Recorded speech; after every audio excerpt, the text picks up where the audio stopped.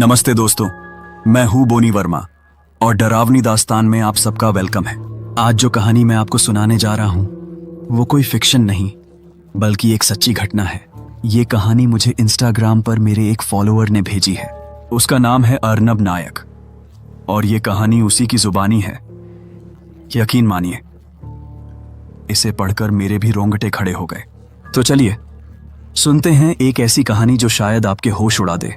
यह पूरी कहानी दीपक बेहरा के साथ घटी घटनाओं पर आधारित है जो मुझे मेरे फॉलोअर अर्नब नायक ने भेजी है।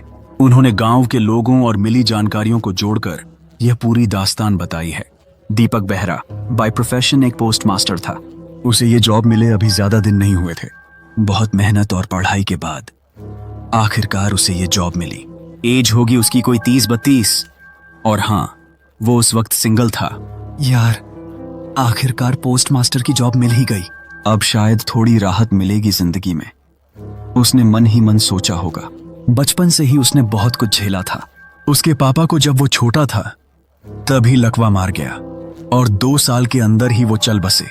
मम्मी को गए भी 4 साल हो चुके थे। ट्यूशन पढ़ाकर जैसे तैसे अपना खर्चा चला रहा था, पर अब इतनी मेहनत के बाद फाइनली उसे पोस्ट मास्टर की नौकरी मिल गई थी। एक दिन वो घर पर बैठा एक हॉरर नॉवेल पढ़ रहा था। तभी किसी ने बाहर से आवाज दी, आप दीपक बेहरा हैं? हाँ, मेरा नाम दीपक बेहरा ही है। ये लो चिट्ठी और यहां साइन कर दो। पोस्टमैन के हाथ से पेन लेकर दीपक ने रजिस्टर पर सिग्नेचर किए और सफेद लिफाफे में बंद वो चिट्ठी लेकर घर के अंदर आ गया। चिट्ठी खोलते ही वो एकदम दंग रह गया। अरे, ये तो मेरा ज्वाइनिंग लेटर है, पर ये कहां? परलखे मुंडी।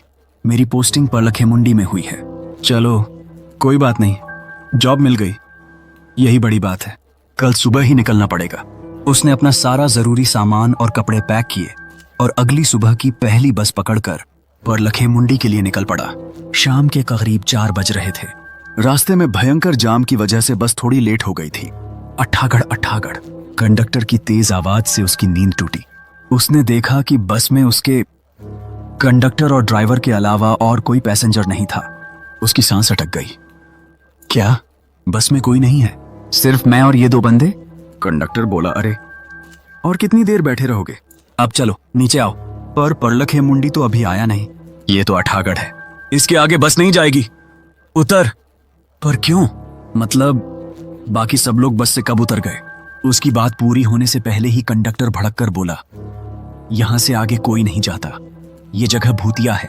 कंडक्टर की बातों से वो थोड़ा हैरान था, पर उसके जोर देने पर उसे उतरना ही पड़ा। कितनी अजीब बात है, मुझे तो कुछ समझ ही नहीं आया। खैर, अब वहां कैसे पहुंचूंगा, यही सबसे बड़ा सवाल है। उसने अपना बैग कंधे पर लटकाया और सड़क पर आगे बढ़ने लगा। अब मुझे रिक्शा कहां मिलेगा? यहां तो दूर दूर तक कोई इंसान या गाड़ी दिख ही नहीं रही। थोड़ा और आगे चलने पर उसे एक रिक्शा दिखाई दिया। वो रहा एक रिक्शा। चलो उनसे पूछ लेता हूं। वो रिक्शे वाले के पास जाकर बोला, सुनिए, आप कहां जाएंगे? हाँ बोलो, कहां जाना है? मुझे परलखे मुंडी पहुंचा दोगे?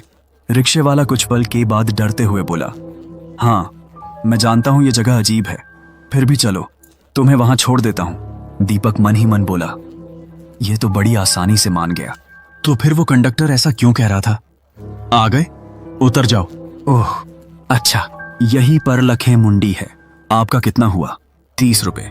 उसने अपनी जेब से 30 रुपए निकालकर रिक्शे वाले को दिए और वो अपना रिक्शा लेकर चला गया। अब रहने का कोई जुगाड़ करना होगा। वो रही एक चाय की दुकान।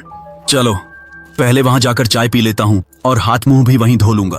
एक छोटे से बांस की दीवारों वाली झोपड़ी नुमा चाय की दुकान की ओर वो बढ़ने लगा। घड़ी में भी लगभग 4:40 बज चुके थे। भाई साहब, एक चाय मिलेगी?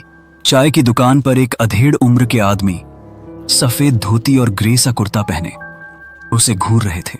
उनसे रहा नहीं गया और वो पूछ ही बैठे, अगर आप कुछ बुरा न माने तो एक बात पूछूं? मुझसे कह रहे हैं? हाँ जरूर पूछिए। क्या आप दीपक बाबू हैं? पोस्ट मास्टर की नौकरी में नए आए हैं? जी। शुक्र है, तो मैंने सही इंसान को पकड़ा। चलिए मेरे साथ, आपको कोई तकलीफ ना हो ये मैं देख लूंगा। अरे, नाम तो मैंने बताया ही नहीं। मेरा नाम राधाकांत मोहंती है। मैं भी पोस्ट ऑफिस में हेडमास्टर था, अब रिटायर हो चुका हूं। अच्छा चलिए। फिर दीपक राधाकांत मोहंती के साथ चल पड़ा। कुछ दूर पैदल चलने के बाद वे उनके घर पहुंचे। आज रात मेरे घर पर ही रुक जाइए, ठीक है? फिर कल आपके लिए जहां रहने का बंदोबस्त किया है वहां ले जाऊंगा। हाँ ठीक है। और आपने मेरे लिए इतना सोचा, यही बहुत है। उस दिन दीपक रात में थोड़ा बहुत खाकर सो गया। अगली सुबह, वाह, चारों तरफ का माहौल तो बहुत बढ़िया है। दीपक बाबू, नींद खुल गई? हाँ जी। तो फिर हाथ मुंह धो लीजिए, फिर उस घर में आपको ले जाऊंगा। जी जरूर। दीपक हाथ मुंह धोकर और एक कप चाय पीकर राधाकांत मोहंती के साथ निकल पड़ा।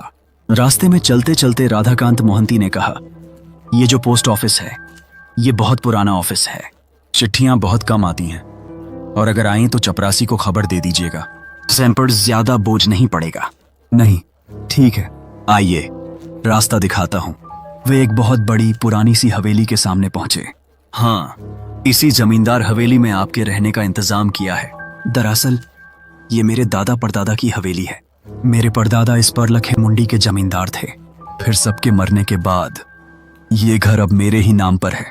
कह सकते हैं खाली पड़ा रहता है। कभी कभी थोड़ी बहुत सफाई हो जाती है, लेकिन चिंता मत कीजिए, आप आराम से रहिए।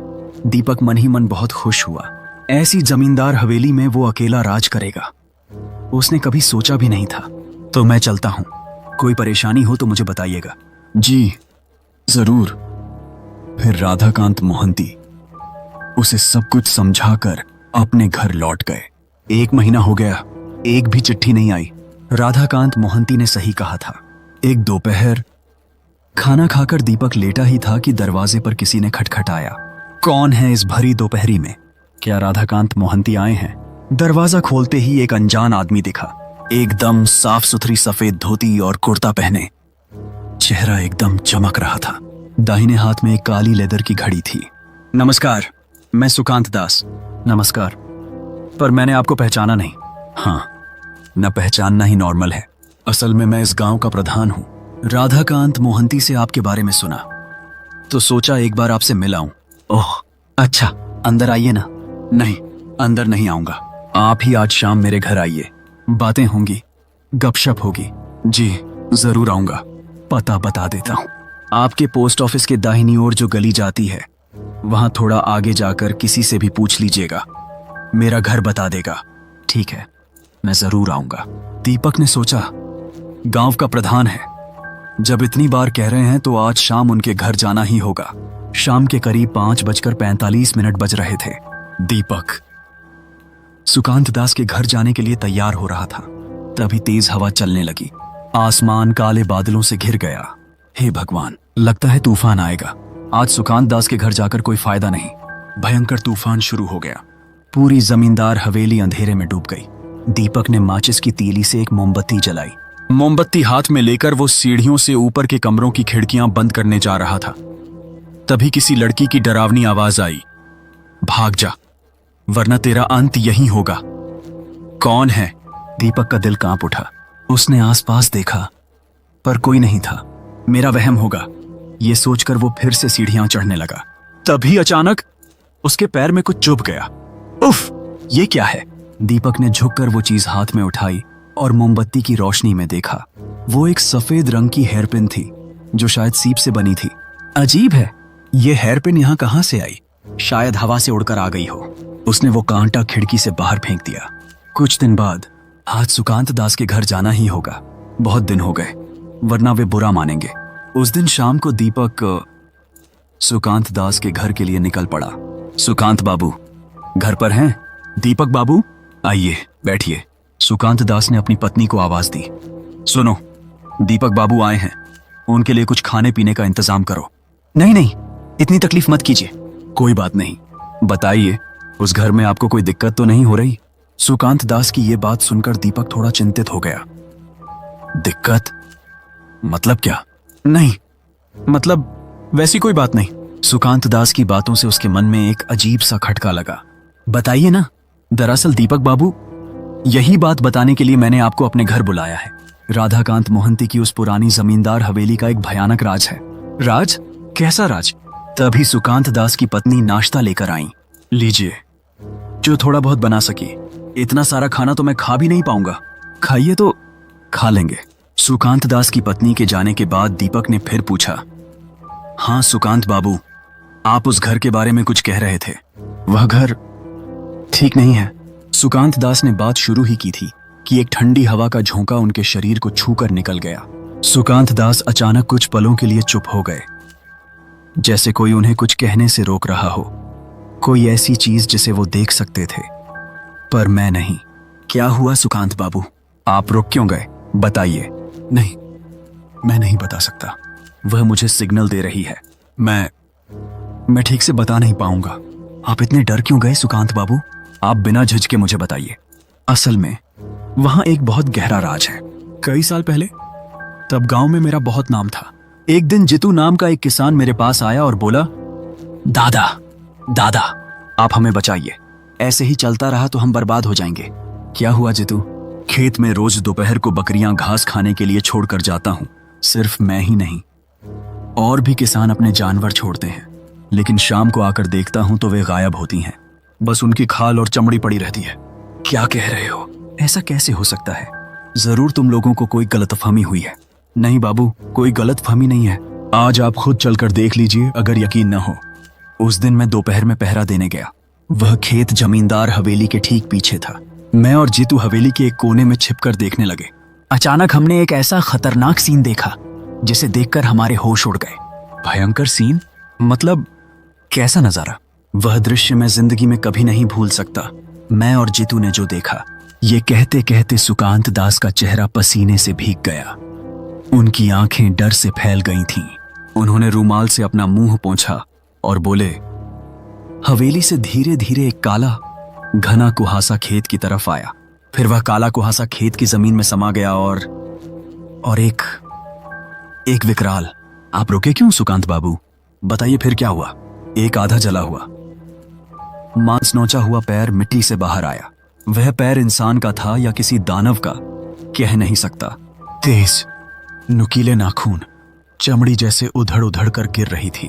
उस विशाल पैर ने दोनों बकरियों को लपेटकर जमीन के नीचे खींच लिया, जैसे उन्हें निगल रहा हो।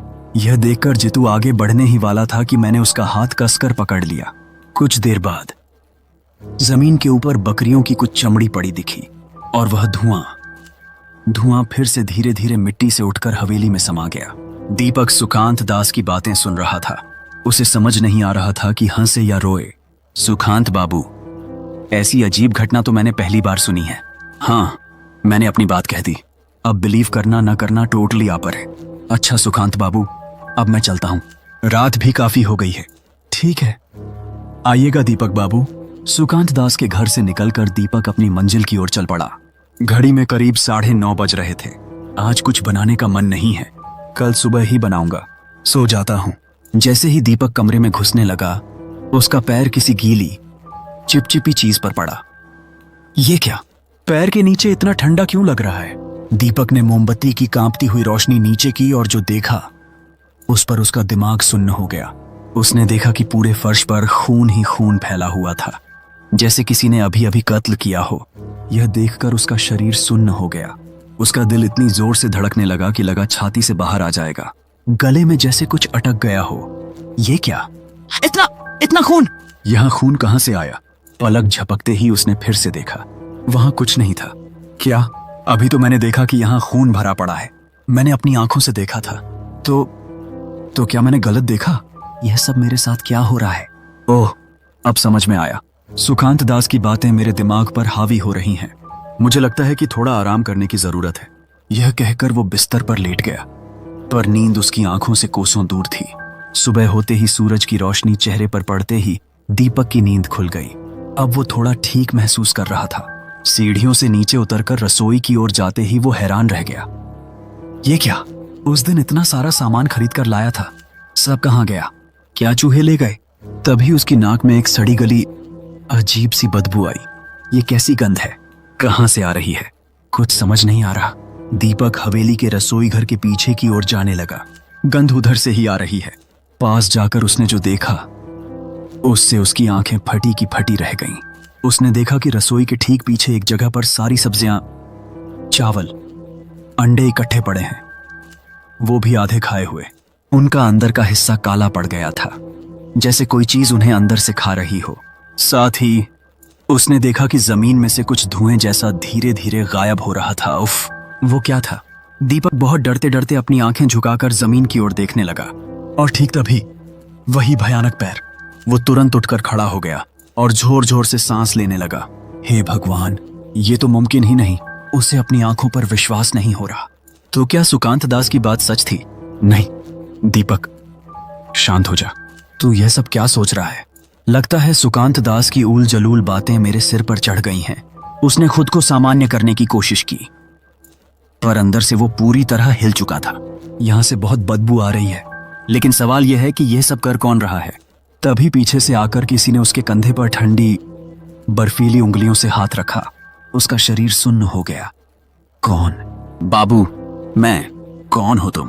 एक ऐसा आदमी जिसका चेहरा सूखा और बेजान था, शरीर लकड़ी की तरह पतला और रंग कोयले जैसा काला। आंखों के नीचे बड़े बड़े गड्ढे और गालों से जैसे हड्डियां बाहर निकल रही थीं। उसे देखकर लग रहा था जैसे वह लंबे समय से भूखा है, कोई पिशाच हो। बाबू, मुझे राधाकांत मोहंती ने भेजा है आपके घर का थोड़ा खाना बनाने और घर की साफ सफाई के लिए। ओह अच्छा, राधाकांत मोहंती ने मेरे लिए इतना सोचा। ठीक है, तुम अंदर जाओ, लेकिन घर में सामान तो नहीं है। मैं ले आया हूं, वहां बरामदे में रखकर आपको ही ढूंढ रहा था। अच्छा चलो। उस रात पूर्णिमा थी। चारों ओर घना डरावना अंधेरा था। दीपक आराम से कुर्सी पर छत पर बैठा था, चांदनी में नहाया हुआ। अचानक उसे लगा कि राजू से एक कप कड़क चाय बनवा कर लानी चाहिए। राजू, राजू!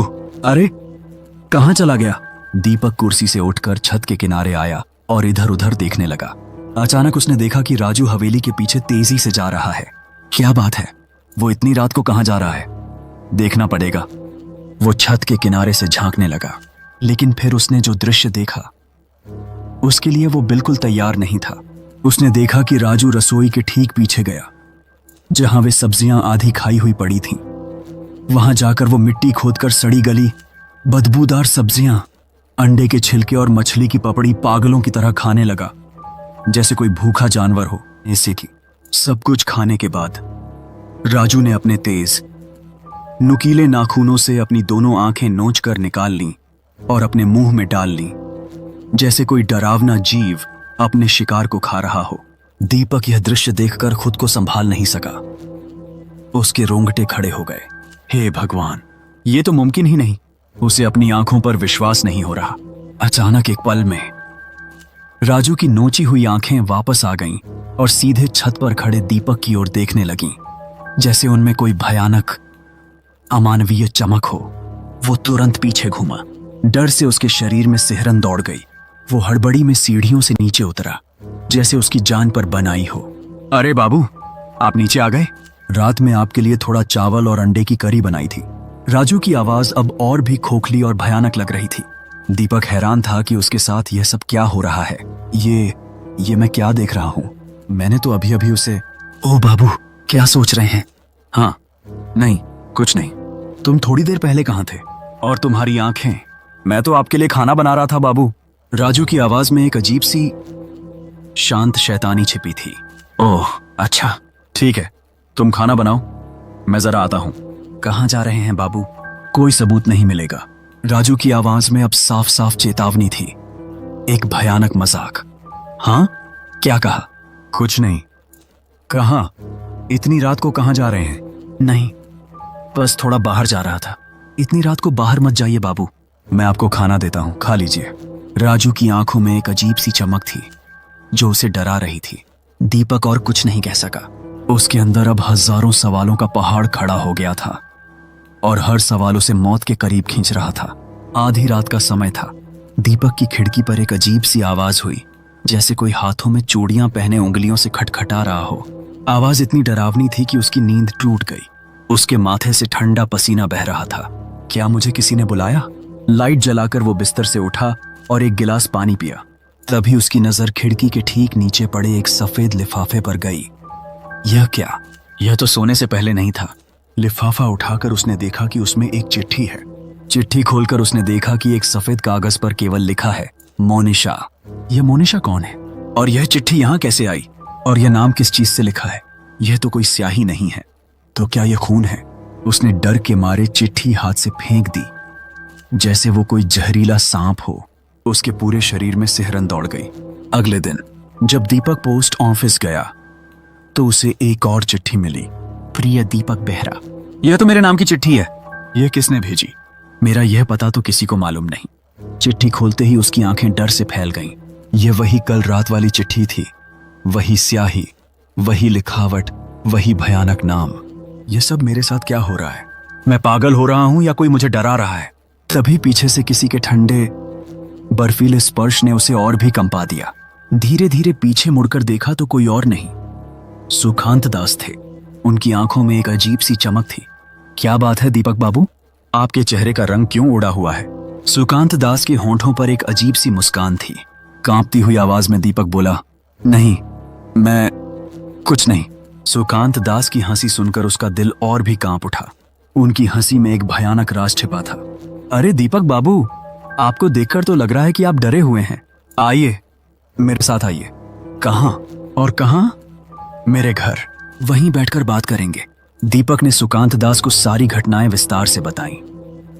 अपनी आवाज को स्थिर रखने की कोशिश की और वो चिट्ठी उनके कांपते हाथों में दे दी।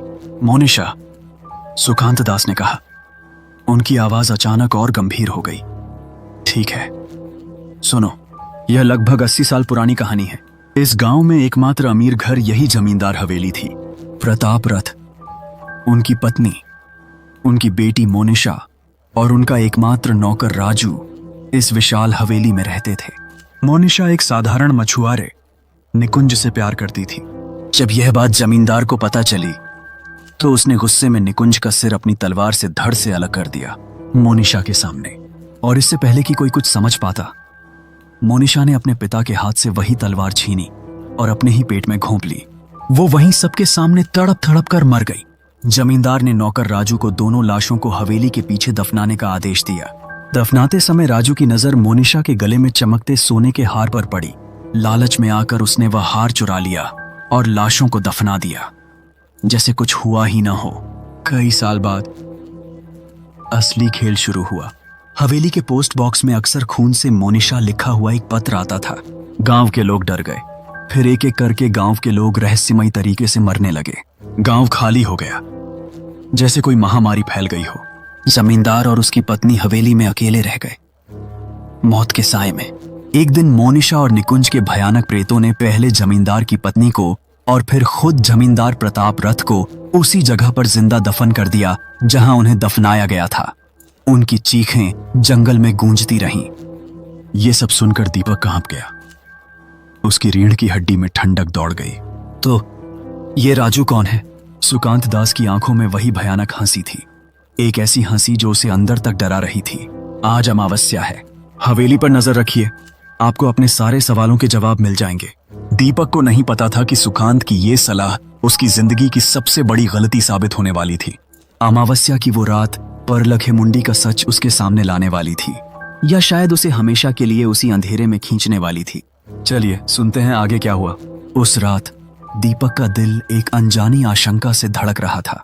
हवेली के पीछे छिपे अंधेरे में उसे राधाकांत मोहंती की धीमी फुसफुसाहट सुनाई दी। वो सावधानी से झाड़ियों के पीछे से झांका और जो देखा उससे उसकी रूह कांप उठी। राधाकांत मोहंती जमीन खोद रहे थे। उनकी आंखें किसी भयानक जुनून से चमक रही थीं। मिट्टी से 2 कंकाल निकले, सदियों पुराने, जिन पर अब भी सूखे मांस के रेशे चिपके हुए थे। राधाकांत मोहंती ने उन कंकालों को उठाया मानो वे उनके बच्चे हों और उन्हें पास के तालाब के काले पानी में डुबोया। फिर एक अजीब शैतानी मंत्र बुदबुदाते हुए उन्होंने हवा में हाथ उठाए, जैसे किसी अंधेरी शक्ति को बुला रहे हों। तभी हवा में एक भयानक ठंडक घुली और जमीन कांपने लगी। दीपक ने देखा काले धुएं के 2 भयानक बादल जमीन से उठे और धीरे धीरे उन्होंने मोनिशा और निकुंज के विकृत प्रेतों का रूप ले लिया। मोनिशा की आंखें खून की तरह लाल थीं। उनमें सदियों का गुस्सा और दर्द समाया हुआ था। निकुंज का प्रेत उसके बगल में खड़ा था। उसका कटा हुआ गला अब भी एक भयानक घाव की तरह दिख रहा था। उनकी मौन चीख हवा में तैर रही थी, दीपक के कानों में बज रही थी। डर से लकवाग्रस्त होने के बावजूद दीपक जानता था कि उसे कुछ करना होगा। जब राधाकांत मोहंती वापस हवेली की ओर मुड़े तो दीपक कांपते पैरों से उनके सामने आ गया। राधाकांत मोहंती, ये सब क्या है? यह सब क्या हो रहा है? दीपक की आवाज भय से थरथरा रही थी। राधाकांत मोहंती ने उस पर एक खाली भयानक नजर डाली। दीपक बेटा, अब सब समझ में आ गया होगा तुम्हें। सुखांत ने सब बता दिया। उनकी आवाज में अब कोई दया या अपनापन नहीं था, सिर्फ एक थकी हुई, हारी हुई निराशा थी। मोनिशा और निकुंज, ये हमें जीने नहीं देंगे। इन्हें हर अमावस्या पर खून और मांस चाहिए। पहले मेरी बेटी, फिर मेरी पत्नी, अब तुम्हारी बारी है। उनकी आंखों में आंसू थे, पर वे आंसू पश्चाताप के नहीं, मजबूरी के थे। तभी दीपक को पीछे एक ठंडी, जानलेवा आहट महसूस हुई। उसने धीरे धीरे मुड़कर देखा और सुखांत दास को पाया, लेकिन यह वो सुखांत नहीं था जिसे दीपक जानता था। उसके चेहरे पर एक भयानक, अमानवीय मुस्कान थी। उसके होंठों के कोने खिंचे हुए थे, जैसे किसी भयानक रहस्य को उजागर कर रहे हों। तुमने बहुत देर कर दी दीपक। सुकांत की आवाज अब किसी गहरी कब्र से आ रही थी, एक फुसफुसाहट जो हड्डियों को जमा दे। यह हवेली, यह परलखे मुंडी अब इनकी है, और हम सिर्फ इनके सेवक हैं। उसी पल मोनिशा और निकुंज के प्रेत दहाड़ उठे। उनकी आवाज में सदियों का गुस्सा और बदला लेने की प्यास थी। और फिर अंधेरे से राजू का साया निकला। उसकी नोची हुई आंखों के गड्ढे दीपक को घूर रहे थे, मानो उसकी आत्मा को सोख लेना चाहते हों। जैसे हमें फंसाया गया, वैसे ही तुम्हें भी फंसाएंगे। राजू की आवाज एक कर्कश चीख थी जो सीधे दीपक के दिमाग में घुस रही थी। दीपक के अंदर का सारा डर एक चीख बनकर फूट पड़ा। वह पीछे मुड़ा और भागा, पागलों की तरह। घने जंगल में पत्थरों और जड़ों से ठोकर खाते हुए उसकी सांसें तेजी से फूल रही थीं। पीछे से उन भयानक आवाजों का झुंड उसका पीछा कर रहा था। उनकी चीखें और करीब आती जा रही थीं, जैसे मौत खुद उसके पीछे पड़ी हो। वह लड़खड़ाया और गिर पड़ा। उसके घुटनों से खून बहने लगा, लेकिन उसे उठना था, भागना था, अपनी जान बचानी थी। उसने पीछे देखा और धुंधली चांदनी में उन भयानक आकृतियों को अपनी ओर बढ़ते देखा। मोनिशा का खून लाल चेहरा, निकुंज का भयानक घाव, सुकांत की काली आंखें और राजू के खाली गड्ढे, वे सब उसकी ओर भूखे भेड़ियों की तरह झपट रहे थे। वह उठा और फिर भागा। उसके फेफड़ों में आग लग रही थी, उसके पैर दर्द से फट रहे थे।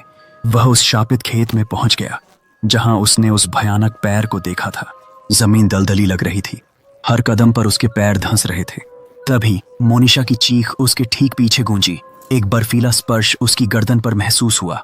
उसने मुड़कर देखा, उसकी आंखों में मौत का डर समाया हुआ था। मोनिशा का प्रेत उसके चेहरे के बिल्कुल करीब था। उसकी सड़ी हुई सांस दीपक के चेहरे पर पड़ रही थी। तुम यहां से कभी नहीं जाओगे? मोनिशा की आवाज एक ठंडी फुसफुसाहट थी, जैसे कब्र से आ रही हो। दीपक ने अपनी पूरी ताकत से उसे धक्का दिया और फिर भागा, लेकिन तभी उसके पैर किसी चीज में फंस गए। वह नीचे गिरा और इस बार उठने की ताकत उसमें नहीं बची थी। उसने ऊपर देखा और उन चारों भयानक आकृतियों को उसे घेरते हुए पाया। उनकी आंखों में जीत की भयानक चमक थी।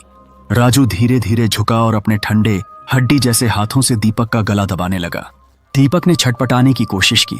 उसके हाथ हवा में बेतहाशा घूम रहे थे, लेकिन राजू की पकड़ लोहे की तरह मजबूत थी। उसकी सांसें घुटने लगीं, उसकी आंखें फैल गईं और उसकी नसों में खून जमने लगा। अब तुम हमारी भूख मिटाओगे। राजू की आवाज में एक भयानक घरघराहट थी जो दीपक के कानों में हमेशा के लिए गूंजने वाली थी। दीपक की आंखों से आंसू बह निकले, डर के आंसू, निराशा के आंसू और उस भयानक अंत के आंसू जो उसे निगलने वाला था। उसकी पकड़ ढीली हो गई और उसका शरीर जमीन पर लुढ़क गया, बेजान। हवेली के बाहर रात और भी गहरी हो गई। काले बादल चांद को पूरी तरह से ढक चुके थे और हवा में एक भयानक चुप्पी छा गई थी। दीपक की आखिरी झलक उसी रात खेतों के पास मिली, उसके खून से सने कपड़े और टूटे सामान के साथ। उसके बाद वो कभी नहीं मिला। यही सब हमें दूसरों की जुबानी और बचे हुए सबूतों से पता चला। कैसी लगी आपको यह कहानी? क्या आपको भी इस पर विश्वास हुआ? हमें कमेंट करके जरूर बताइएगा। ऐसी ही और डरावनी दास्तानों के लिए हमारे चैनल को सब्सक्राइब करें और देखते रहें डरावनी दास्तान। हम जल्द ही लौटेंगे एक और रोंगटे खड़े कर देने वाली कहानी के साथ। तब तक अपना ख्याल रखें।